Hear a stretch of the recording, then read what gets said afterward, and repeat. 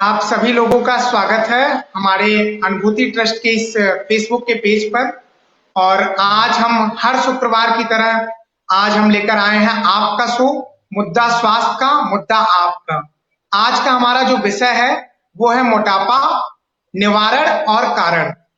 तो आज हमारे साथ जो जुड़े हुए हैं वो जुड़े हुए हैं डॉक्टर महेश गुप्ता सर, जो कि एमबीबीएस एमडी डीएम गैस्ट्रो हैं और सीनियर कंसल्टेंट के रूप में Dharamshila Narayana super speciality hospital नई दिल्ली में कार्यरत हैं। और आयुर्वेद से हमारे साथ जुड़े हुए हैं वैद्य सूर्या जी, जो कि भारतीय विद्यापीठ पुणे में एक आयुर्वेदाचार्य के रूप में कार्यरत हैं, अपनी सेवाएं दे रहे हैं।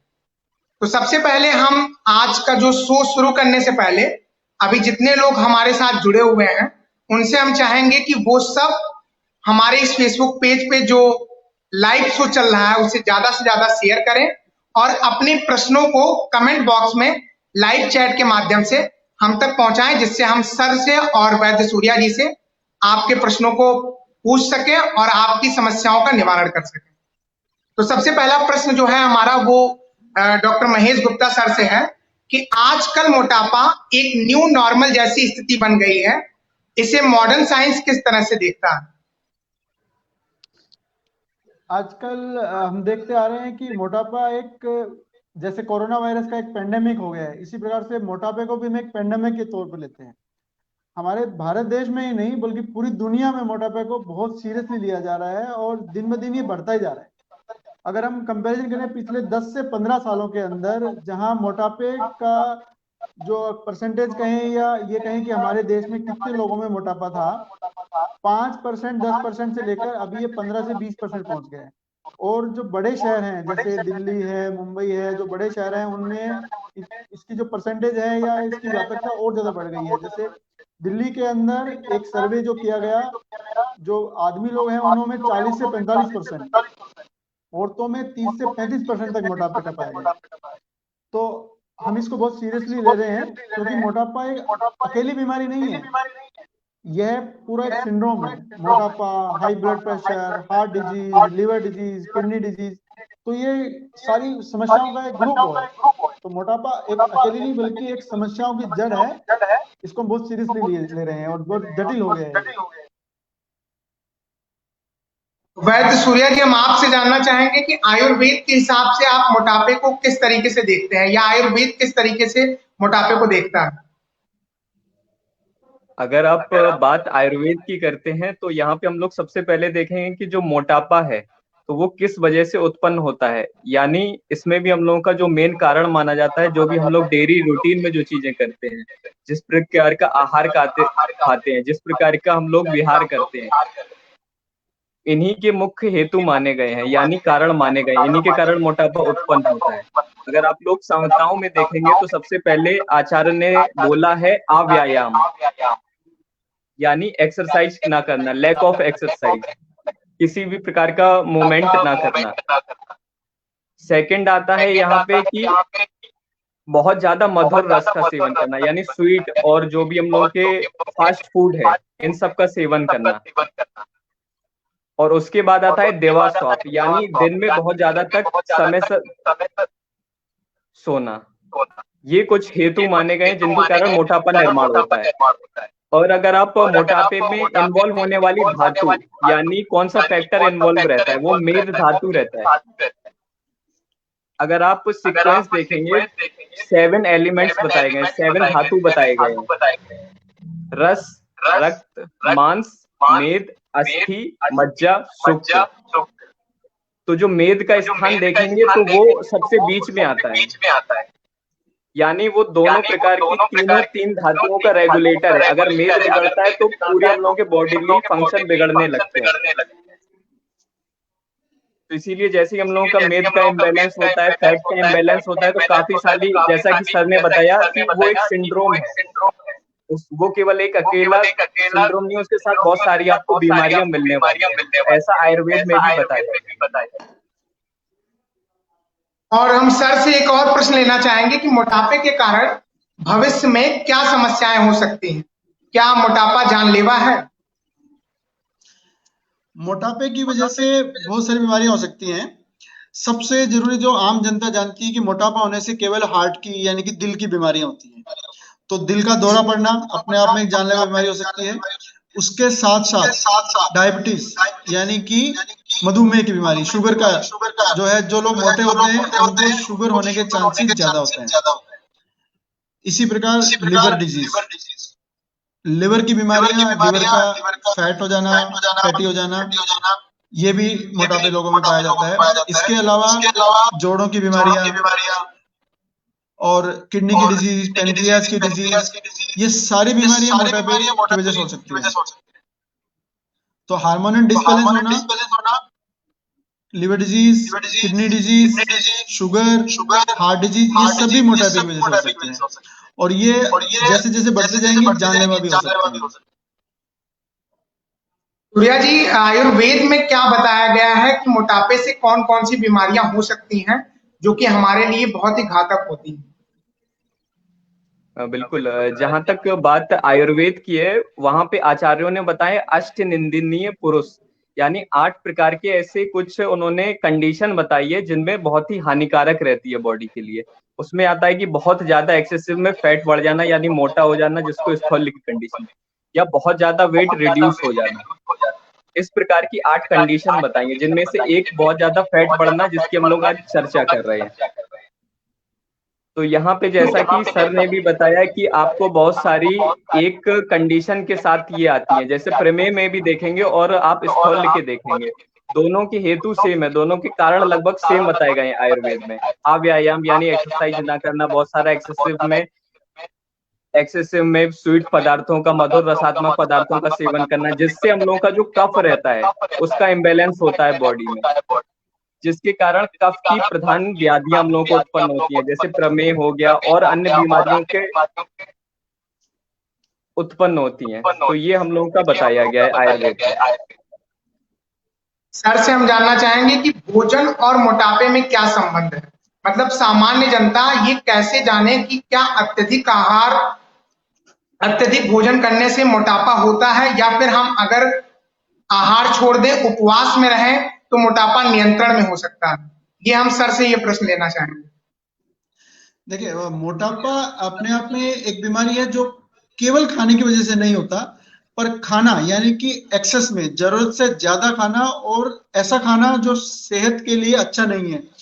जैसा कि वैद्य सूर्या जी ने बताया, अत्यधिक मीठे का इस्तेमाल, चीनी का इस्तेमाल, रिफाइंड शुगर्स, और आजकल का जो खाना जिसमें बहुत फास्ट फूड्स हैं, स्पाइसी फूड्स हैं, फ्राइड हैं, जंक फूड्स हैं, जिससे कफ की मात्रा बढ़ जाती है शरीर के अंदर। तो ये सब क्या करते हैं कि हमारे शरीर को जो जितनी कैलोरी चाहिए, जितनी ऊर्जा चाहिए, उसको देने के बाद जो एक्सेस में होता है वो हमारे शरीर में जमा हो जाता है फैट के रूप में, और वो लिवर से स्टार्ट होकर हमारे शरीर के हर हिस्से में जमा होता है, जो कि मोटापे का कारण बनता है। तो अगर हम भोजन जरूरत से ज्यादा कर रहे हैं तो जो एक्स्ट्रा है वो स्टोरेज में चला जाएगा, और डे बाय डे जो स्टोर होता जाएगा वो हमारे मोटापे का कारण बनता रहेगा। अगर हम जितना इस्तेमाल कर लें उसको, जैसे हमने जितना खाना खाया उतना हमने काम किया या एक्सरसाइज किया, वर्कआउट किया, और उतना हमने यूज कर लिया, तो बैलेंस बराबर रहेगा। और हम अगर खा ज्यादा रहे हैं या इंटेक ज्यादा कर रहे हैं और काम कम कर रहे हैं, तो एक्सेस में हमारे शरीर में जमा हो जाएगा, मोटापे का कारण बनेगा।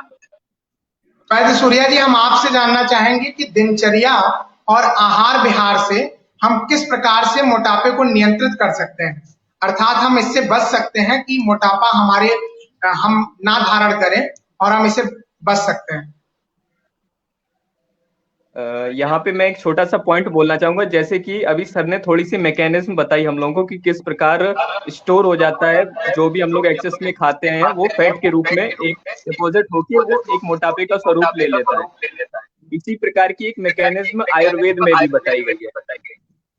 आयुर्वेद में 7 प्रकार की धातुएं बताई गई, जिनमें से क्या रहता है कि जो भी मेद धातु रहती है, मेद धातु की अग्नि के आगे वाले जितने भी धातु रहते हैं, यानी अस्थि हुई, मज्जा हुई, शुक्र हुई, वहां पे ब्लॉकेज उत्पन्न हो गया, जिसके कारण वो बहुत ही ज्यादा मेद बढ़ने लगता है, यानी वो भी एक तरीके से स्टोर होने लगता है। ये भी एक मैकेनिज्म यहाँ पे हम लोग कोरिलेशन कर सकते हैं। और जहां तक बात आई है हम लोग दिनचर्या और आहार विहार की, तो सबसे पहले जिन कारणों से ये उत्पन्न होता है उनका हम लोगों को ज्यादा से ज्यादा चाहिए। जैसे कि हम लोग सबसे पहले हो गया कारण हो गया अव्यायाम, यानी हम लोगों को रेगुलरली थोड़ा थोड़ा व्यायाम किसी न किसी स्वरूप में करना चाहिए। अभी वैद्य सूर्या जी ने बताया कि जो है अव्यायाम मतलब अगर हम व्यायाम कर रहे हैं तो मोटापे को नियंत्रण में किया जा सकता है। हम डॉक्टर महेश गुप्ता सर से जानना चाहेंगे कि भोजन और जैसे मोटापे में आपने संबंध बताया, तो उसी तरीके से भोजन को कम करने में डाइटिंग ज्यादा, मोटापे को नियंत्रण में लाने में डाइटिंग ज्यादा इफेक्टिव है या फिर हम व्यायाम करके मोटापे को नियंत्रण कर सकते हैं?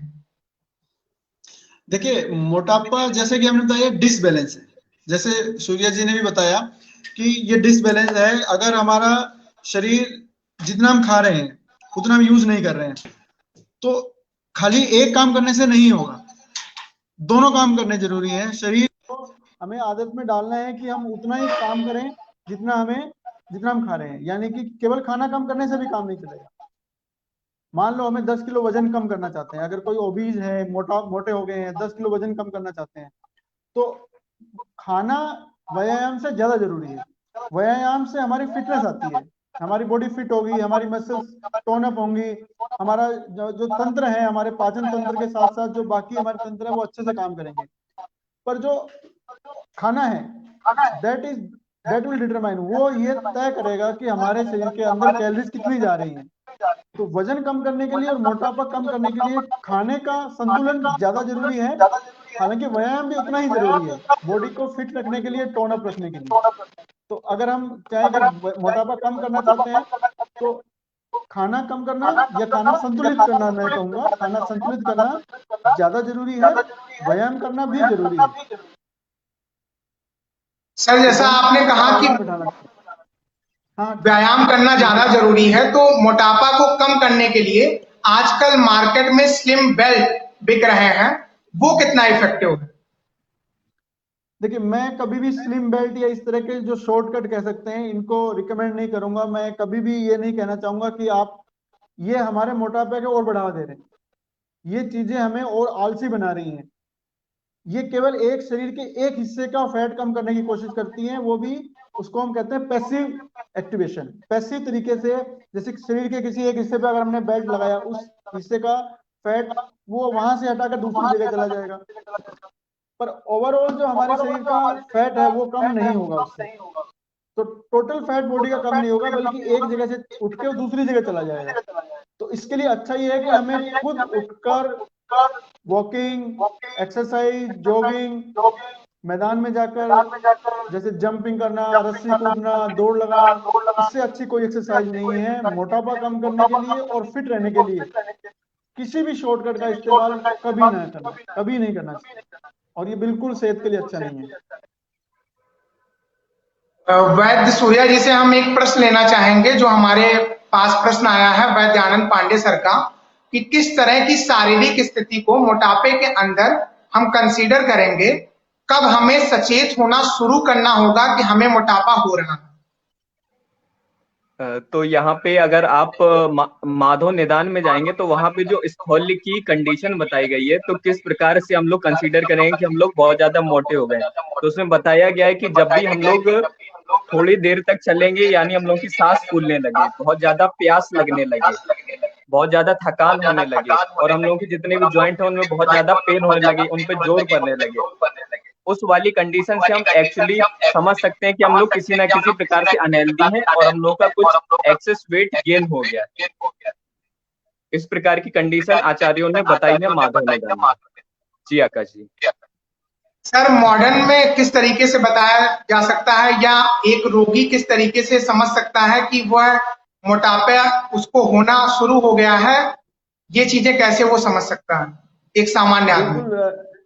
बिल्कुल सही बताया वैद्य जी ने, कि अगर हमारी नॉर्मल एक्टिविटीज करने में हमें परेशानी हो रही है, जैसे हमें चलने में सांस फूल रहा है, अगर हमें 2 मंजिल सीढ़ियां चलने में परेशानी हो रही है, या हमारे घुटनों में दर्द हो रहा है, या सुबह से शाम तक काम करते करते हमें लग रहा है कि शाम तक आते आते हम थक जा रहे हैं, हमारा जो डेली रूटीन की एक्टिविटीज है वो पूरा नहीं कर पा रहे हैं, तो इसका मतलब हमारे शरीर में कोई ना कोई कमी है। और मॉडर्न साइंस में ओबेसिटी को मापने के लिए कैलकुलेशन की जाती है, जैसे को किलोग्राम में लेकर और हाइट को सेंटीमीटर में डिवाइड करके हम बॉडी मास इंडेक्स निकालते हैं। Weight upon weight divide by height square in meter. अगर weight divide by meter square height आपकी 25 या 30 के बीच में आता है कैलकुलेशन, उसको हम बोलते हैं ओवरवेट, यानी कि आपका वजन जरूरत से ज्यादा है। और अगर ये माप बीएमआई यानी बॉडी मास इंडेक्स 30 से ऊपर आता है तो इसको हम ओबेसिटी कहते हैं। पर मरीज को कैलकुलेट करने से पहले ही, जैसे कि सूर्य जी ने बताया, बहुत अच्छा तरीका है। अगर आपको डेली एक्टिविटीज करने में थकावट महसूस हो रही है या आप अपने डेली काम करने में ऐसा लग रहा है कि आपके पाँव में दर्द हो रहा है और आप अपने आप को कैरी नहीं कर पा रहे हैं, तो इसका मतलब आपको एक बार अपने वैद्य से, अपने डॉक्टर से एक बार सलाह कर लेनी चाहिए कि कहीं हम कुछ किसी बीमारी की तरफ तो नहीं बढ़ रहे हैं। सर, सेक को भी मोटापा कम करने के लिए मार्केट में बताया जाता है, क्या भोजन की जगह सेक लेना ज्यादा उचित है? नहीं, आजकल हमने देखा है बहुत सारे शेक, प्रोटीन, सप्लीमेंट्स, इनका बहुत ज्यादा चलन हो गया है। बहुत जो हमारे नौजवान युवक हैं वो सोचते हैं कि या तो बहुत दुबले हैं तो हम प्रोटीन शेक ले लें या कुछ सप्लीमेंट लेके तुरंत सेहत बना के हो जाए, या अगर कोई बहुत मोटे हैं बिना व्यायाम करे और अपने आलसीपन को जारी रखते हुए कुछ दवाइयां खा लें, कुछ गोलियां खा लें या शेक पी लें जिससे हम पतले हो जाएं। उसमें वो क्या करते हैं, अपने शरीर का अच्छा भाग कम कर देते हैं। यानी कि हमारे शरीर में कार्बोहाइड्रेट्स, फैट्स, प्रोटीन सबकी जरूरत होती है। वो लोग अगर शेक लेते हैं तो खाना पीना भूख मर जाती है, उसमें कुछ केमिकल डाले होते हैं जिससे भूख नहीं लगती है, तो उनका जो बॉडी का प्रोटीन का लॉस होने लगता है, तो अल्टीमेटली बॉडी का नुकसान होता है। उसमें बॉडी की स्ट्रेंथ चली जाती है, एक्टिवनेस चली जाती है। या उनमें कुछ ऐसे केमिकल होते हैं जैसे कैफीन मिलाए होते हैं, जैसे ग्रीन टी है, वो सोचते हैं कि अगर हम यही ले लें हमारी भूख मर जाए, हम खाएं पिए नहीं, तो कार्बोहाइड्रेट कम हो जाएगा, फैट कम हो जाएगा, पर साथ में मिनरल्स, विटामिन जो हमारे शरीर को सुचारू रखने के लिए चाहिए जो चीजें, वो भी कम हो जाएंगी। तो शारीरिक तौर पर तो कमजोर होंगे ही होंगे, मानसिक तौर पर भी कमजोर हो जाएंगे। तो वही बात मैं फिर से कहूंगा कि शॉर्टकट नहीं अपनाने चाहिए। अगर शेक का इस्तेमाल कर रहे हैं ठीक है, पर साथ में अपना संतुलित भोजन को नहीं छोड़ना। शाकाहारी संतुलित भोजन, उसका कोई अल्टरनेट, कोई शेक अल्टरनेट नहीं। जी जी सर, क्या मोटापा जन्मजात होता है या जन्मजात मोटापे के लिए कौन से कारक जिम्मेदार होते हैं? ये हम सर आपसे पूछना चाहेंगे। जी, आपने बहुत अच्छा प्रश्न किया कि कई बार हमारे पास आते हैं लोग कि भी ये तो बचपन से मोटे हैं, तो उसमें हमें देखना पड़ता है कि कोई ऐसी भी हार्मोन होते हैं, जैसे हमारे शरीर में हार्मोन्स होते हैं, कुछ हार्मोन्स ऐसे होते हैं जिनकी वजह से जन्मजात मोटापा होता है। जैसे कुछ बीमारी, कशिंग सिंड्रोम है या एड्रिनल डिजीज होती है, उनकी वजह से जन्मजात मोटापा हो सकता है। जैसे पॉलीसिस्टिक ओवरी डिजीज है, जो जेनेटिक फैक्टर्स होते हैं उनकी वजह से भी होते हैं। पर अधिकतर जो 90% से ज्यादा केसेस होते हैं वो जन्मजात वाले नहीं होते हैं, वो यही होते हैं जो हमारे डिसबैलेंस की वजह से होते हैं। जन्मजात वाले मोटापे में बचपन से ही मोटापा आना शुरू होता है, और उनको अगर अब समय पर पहचान लिया जाए तो उसको भी काफी हद तक कंट्रोल किया जा सकता है। वही डाइट, एक्सरसाइजेज और कुछ दवाइयां भी उन केसेस में देनी पड़ती है। तो वो हार्मोन है या केमिकल डिसबैलेंस जो हमारे शरीर में होता है उसकी वजह से होता है। जी आकाश। सर, मोटापे को कम करने के लिए ग्रीन टी का बहुत ही ज्यादा प्रचार है और लोगों के प्रचलन में भी है कि लोग सुबह सुबह ग्रीन टी का प्रयोग करते हैं। यह कहाँ तक कितना फायदेमंद है? देखिए, ग्रीन टी का इस्तेमाल अच्छा है, पर इसको बहुत ज्यादा हाइप कर दिया गया है। यानी कि जितना इसका इस्तेमाल, जितना इसको इम्पोर्टेंस या तवज्जो देनी चाहिए उससे ज्यादा तवज्जो दी जाती है। इसका जो नुकसान हो गया वो ये है कि इंसान सोचते हैं कि अगर हम ग्रीन टी ले लेते हैं तो हमारा सब कुछ हो गया, यानी ग्रीन टी के भरोसे ही रह जाते हैं, फिर जो करना चाहिए वो नहीं करते हैं। ग्रीन टी का मेन मकसद होता है मेटाबॉलिज्म को बढ़ाना। तो मोटापे का एक इंपॉर्टेंट कारण है मेटाबॉलिज्म का स्लो हो जाना। जैसे कि थायराइड के पेशेंट होते हैं, हमारे शरीर का मेटाबॉलिज्म होता है, हम खाना खाते हैं, अंदर हमारी मशीनरी जो है उसको मेटाबोलाइज करती है, उसको बर्न करती है, कैलोरी उत्पन्न करती है। अगर किसी का मेटाबॉलिज्म तेज होता है तो उसका वेट लॉस होने लगता है। अगर किसी का मेटाबॉलिज्म कम होता है तो कैलोरीज कम यूटिलाइज होती हैं, कम इस्तेमाल होती हैं, तो वजन बढ़ने लगता है। तो अगर मेटाबॉलिज्म को बढ़ाया जाए तो कैलोरी ज्यादा इस्तेमाल होंगी। इसी प्रकार ग्रीन टी या कोई भी टी जिसमें कैफीन होता है, ये मेटाबॉलिज्म को बढ़ाती है, पर बहुत थोड़ा सा बढ़ाती है। अगर हम ये सोचें कि खाली ग्रीन टी से ही हमारा मेटाबॉलिज्म सब कुछ ठीक हो जाएगा, ऐसा नहीं है। ग्रीन टी का उपयोग अच्छा है, परंतु केवल ग्रीन टी के भरोसे रह जाना ये उचित नहीं है। संतुलित भोजन व्यायाम के साथ में अगर ग्रीन टी का इस्तेमाल किया जाए तो गलत नहीं है, पर केवल ग्रीन टी पे वो हो जाए कि हम ग्रीन टी के भरोसे ही हमें वजन कम करना है, तो यह सही नहीं है। और वैद्य सूर्या जी, हम आपसे एक प्रश्न लेना चाहेंगे कि क्या सुबह नींबू शहद पानी पीना सही है मोटापे को कम करने के लिए, जो कि आम जनमानस या आम जो लोग हैं उनके अंदर प्रचलन है कि आयुर्वेद के हिसाब से सुबह सुबह नींबू शहद और गर्म पानी मिलाकर अगर हम पीते हैं तो इससे हम मोटापे को नियंत्रित कर सकते हैं। क्या आयुर्वेद में इसका वर्णन मिलता है या ये कितना सही है?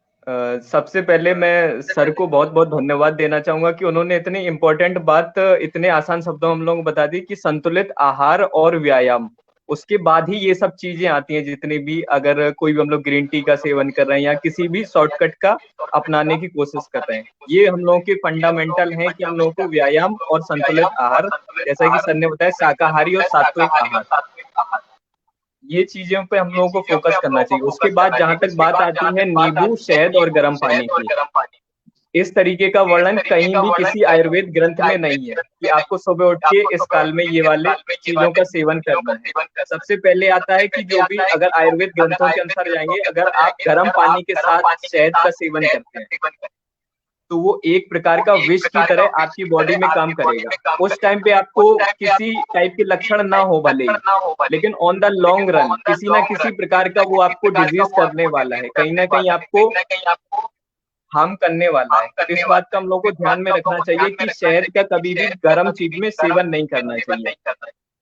अगर हम लोग शहद का अलग सेवन करें, गर्म पानी का अलग सेवन करें और नींबू को एक लिमिटेड अमाउंट में लें, तभी ये चीज सही है। इन तीनों का कॉम्बिनेशन किसी भी प्रकार से आयुर्वेदिक रूप से सही नहीं। ये बहुत अच्छी बात आपने वैद्य सूर्या जी बताई कि नींबू शहद और गर्म पानी अगर ये तीनों मिलाकर हम लेते हैं तो ये कहीं न कहीं हमें आगे चलकर ये हमारे शरीर को नुकसान ही पहुंचाता है, ये फायदा नहीं पहुंचाता है। जबकि आम जनमानस में इसका प्रचलन है कि नींबू शहद और गर्म पानी अगर हम सुबह सुबह लेते हैं तो ये आयुर्वेद के दृष्टिकोण से हमारे लिए फायदेमंद है और हमें कहीं ना कहीं लाभ पहुंचाता है। तो सब मिलाकर अगर हम आज के सेशन की बात करें तो आज सर ने भी, डॉक्टर महेश गुप्ता सर ने भी वही बताया कि हम अपने आहार विहार को नियंत्रण में करके और व्यायाम करके मोटापे को पूरी तरीके से नियंत्रण में ला सकते हैं और उस पर हम जीत हासिल कर सकते हैं। मतलब मोटापा हमें कहीं से भी नहीं होगा। और वही बातें आयुर्वेद के दृष्टिकोण से एक आयुर्वेदाचार्य के रूप में वैद्य सूर्या जी ने भी हम सबको बताई कि अगर हम संतुलित आहार विहार और दिनचर्या का पालन करते हैं और कहीं ना कहीं हम प्रतिदिन व्यायाम करते हैं तो मोटापा जो कि एक बीमारी है वो कहीं ना कहीं हमारे साथ तो नहीं होगी, हम अपने आप को इससे बचा सकते हैं। तो ये आज का सेशन जो हमारा था वो इसी पे था और जितने भी लोग अब तक हमसे जुड़े और उन लोगों ने देखा उन सबका बहुत बहुत धन्यवाद। और विशेष धन्यवाद मैं देना चाहूंगा डॉक्टर महेश गुप्ता सर का, जिन्होंने अपना बहुमूल्य समय हम सबको दिया और हम सबको बहुत सारी ऐसी चीजें बताई जो हमें आज जाननी चाहिए अपनी दैनिक दिनचर्या के हिसाब से। एक प्रश्न और अभी हमारे बीच में आया है कि मॉडर्न और आयुर्वेद दोनों के सामंजस्य से मोटापे को कम करने में मदद मिलेगी, ये प्रश्न हम लेना चाहेंगे चलते चलते डॉक्टर महेश गुप्ता सर से। बहुत ही अच्छा प्रश्न है। आयुर्वेद और एलोपैथ दोनों ही साइंस हैं और साइंस हमेशा सही डायरेक्शन में लेकर जाती है। अगर हम दोनों साइंस को मिलाकर देखें तो दोनों साइंस यही कहती है संतुलित आहार, संतुलित व्यायाम और शॉर्टकट से बचना। चाहे शब्द दोनों साइंस ने अलग अलग इस्तेमाल किए हों, पर आखिर में अल्टीमेटली दोनों का कहना यही है कि हमारा खान पान ठीक रखें, आधे से पौने घंटे का व्यायाम, चाहे ब्रिस्क वॉकिंग ही करें हम। ये नहीं कि हम 5-10 मिनट टहल के आए और हम सोचें कि व्यायाम हो गया। और संतुलित भोजन। आयुर्वेद में भी यही है, एलोपैथ में भी यही है। किसी चीज का शॉर्टकट नहीं है, और हमारी दिनचर्या को अच्छा रखेंगे तो हम दोनों साइंस को यूटिलाइज करके, दोनों साइंस को मानते हुए हम मोटापे से निजात पा सकते हैं। जी सर, बहुत अच्छा और बहुत सटीक जवाब आपने दिया इस प्रश्न का कि अगर हम संतुलित आहार दैनिक जीवन में लेते हैं और जो दिनचर्या बताई गई है आयुर्वेद के हिसाब से उसका हम पालन करते हैं तो कहीं ना कहीं मोटापा हमें छू भी नहीं सकता, मतलब ये बीमारी हमारे आसपास भी नहीं होगी और हमें कभी भी इस बीमारी से ग्रसित नहीं होना पड़ेगा। और बहुत बहुत धन्यवाद सर आपका कि आपने हम सबको समय दिया, और हम चाहेंगे कि आगे भी आपका स्नेह मार्गदर्शन हमारे इस अनुभूति परिवार को मिलता रहे। आपका बहुत बहुत धन्यवाद समय देने के लिए। वैद्य सूर्या जी, आपका बहुत बहुत धन्यवाद। पूरे अनुभूति परिवार की तरफ से आप दोनों लोगों का बहुत बहुत धन्यवाद। हम चाहेंगे कि फिर आगे के सेशंस में आप दोनों लोग हमारे साथ जुड़ के अपना समय देते रहे। जी आकाश, धन्यवाद। बहुत बहुत धन्यवाद। धन्यवाद आकाश, धन्यवाद।